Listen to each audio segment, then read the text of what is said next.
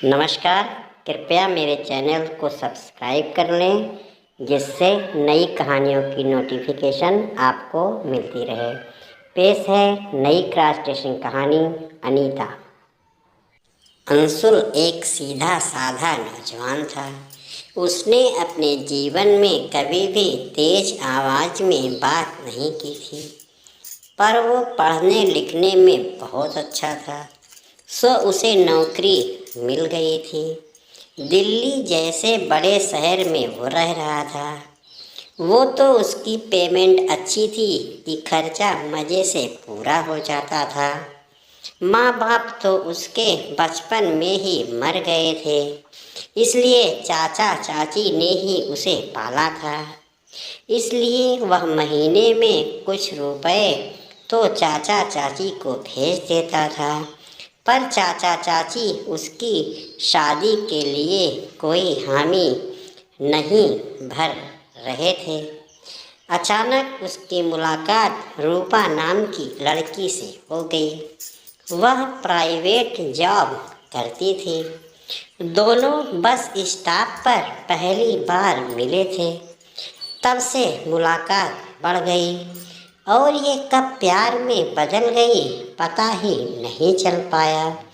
लड़की जब office uniform यानी पैंट शर्ट टाई कोट पहनकर जब अंशुल के सामने होती थी तो वह अंशुल को बहुत अच्छी लगती थी। उसने रूपा को जब प्रपोज किया तो रूपा तुरंत ही मान गई, लेकिन जब चाची को यह बात पता चली तो वे आग बबूला हो गईं। इसी तरह जब रूपा को के पिता को यह सब पता चला तो वह बोले, जब तुम्हारे यहाँ किसी को कोई मतलब ही नहीं है तो शादी के बाद तुम मेरी बेटी को लेकर कभी घर नहीं जाओगे, उसकी सारी बातें मानोगे। अंशुल मजबूर था, सब कुछ मानने पर राजी हो गया। बस फिर क्या था, दोनों की शादी हो गई। रूपा और अंशुल दोनों ही पैसे कमाते थे, सो उनकी ज़िंदगी सामान्य रूप से गुजरने लगी थी।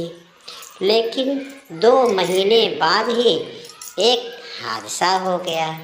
रूपा के पिता की मौत हो गई। अब रूपा माँ के पास रहने लगी। मजबूरी में अंशुल को भी रूपा और उसकी माँ के साथ रहना पड़ा। लेकिन रूपा की माँ बिल्कुल अलग किस्म की औरत थी। उसे मर्दों को औरत के कपड़ों में देखने और औरत को मर्दों के कपड़े में देखने का बहुत शौक था। वह मौके की तलाश में ही रहती थी कि कैसे अंशुल को महिलाओं के वस्त्र पहनाकर उसका फुल मेकअप किया जाए। बस इसी तलाश में वो मौका ढूंढती रहती थी। अचानक रूपा को ऑफिस के काम से 3 दिन के लिए बाहर जाना पड़ा। घर में केवल अंशुल और रूपा की माँ रह गए। सब कुछ ठीक था। अंशुल खाना खाकर सो गया, पर रात में उसने बिस्तर पर किसी का साथ महसूस किया। वह उठ बैठा, देखा तो सासू माँ थी। बोला, सासू माँ आप यहाँ? रूपा की माँ बिल्कुल सख्त चेहरा बनाकर बोली, क्या हुआ? मैं भी तो औरत ही हूँ, मेरी बात मान लो डियर, वरना मैं तुम पर इल्ज़ाम लगाकर तुम्हें बर्बाद कर दूँगी। रूपा भी तुम्हारा साथ छोड़ देगी, जेल भी जाना होगा। पर आप मेरी सासू माँ हैं, कुछ तो रिश्तों की बात समझिए, अंशुल ने कहा। पर वह बिल्कुल नहीं मानी। बोली, जब तक रूपा नहीं आ जाती तुम औरत बनकर फुल मेकअप में रहोगे, घर का सारा काम करोगे, मुझे नाच कर भी दिखाओगे, यानी कि तुम्हें एक हिजड़ा बन कर के घर में रहना होगा, मरता क्या ना करता। अंशुल बात मान गया।